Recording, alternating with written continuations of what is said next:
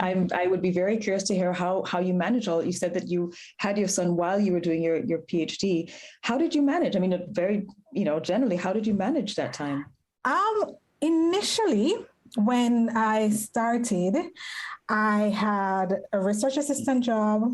I was in my PhD full time, and I had a teaching assistant job, and also my son. And, interestingly, we parented, luckily for his first 6 years of life, he was raised or parented in a community of the extended family. So he had his grandmother, his great-grandmother, aunts, uncles, and so on. And we were in Toronto, and then we moved west to a small town called Guelph, so being away from everybody.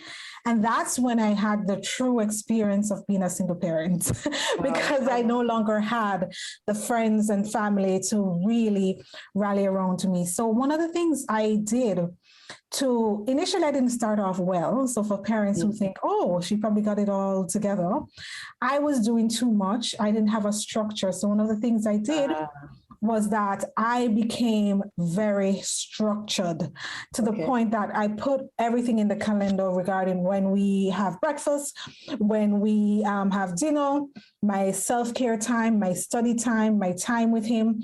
I put everything in a calendar so that I could track, because I no longer had that community support immediately available, and I couldn't rely on my memory when I'm tired and exhausted. So the immediate thing that was working wonderful for me was Google Calendar. So for parents who are single parents and trying to figure out what to do, everything, and even to this day, I still have self-care in my Google Calendar. I still have a spot in my Google Calendar dedicated to my husband and spot dedicated to my children. So, people can book consultation with me. Those times are blocked off, and I just continue to do it as well. So the main thing that saved me was I had to become very, very structured. And then the second thing is I had to now find a substitute or secondary village. And so I connected with other Jamaicans and Caribbean people who were also doing their PhD at the university, and my neighbors. And so when I had classes, my neighbor, when she went to pick up her son, she would collect my son from school as well and keep him until I came home. So I survived because I found a substitute. You're very proactive. Yes, so you cannot... you really cannot survive by yourself. You need a community of people to support you. So you had all of that. You were clearly I'm very impressed about sort of putting everything in the Google Calendar, being active and finding that village.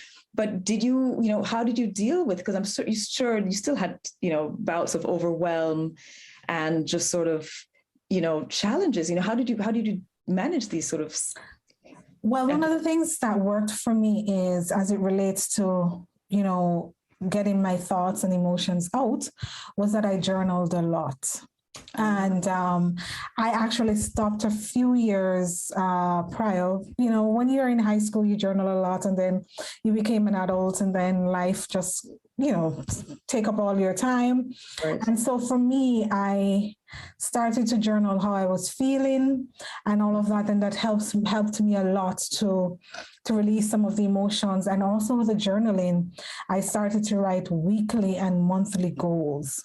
Oh, wow. So, in a sense that I could not, if I just looked at the picture that I had all of this to do, I would have become overwhelmed.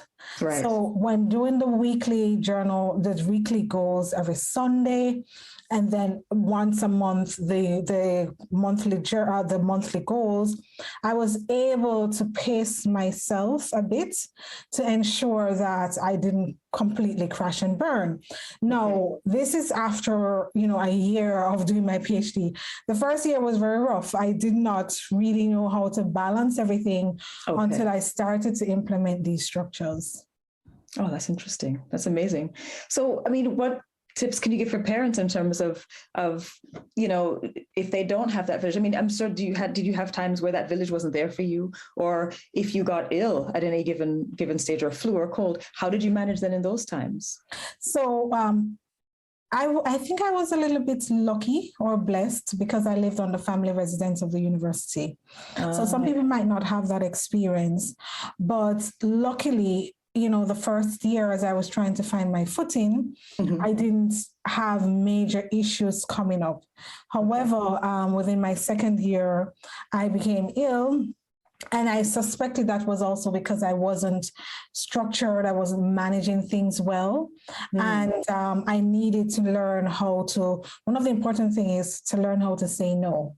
Being a PhD student, not just in be doing a PhD, but just as women, PhD, you have to be publishing, you have to be doing so many things. So people would ask me stuff and I would say, yes, because I want to be that active student. And I realized that it was killing me. So I had to learn to say no to requests that were not important. And one of the things that really saved me is learning the difference between what is important and what is urgent. So when I felt overwhelmed or when I'm doing my weekly planning, I would have two lists, what is urgent and what is important, because not everything that is important is actually urgent. Exactly. So I would work through the urgent list first and then go to the important list. So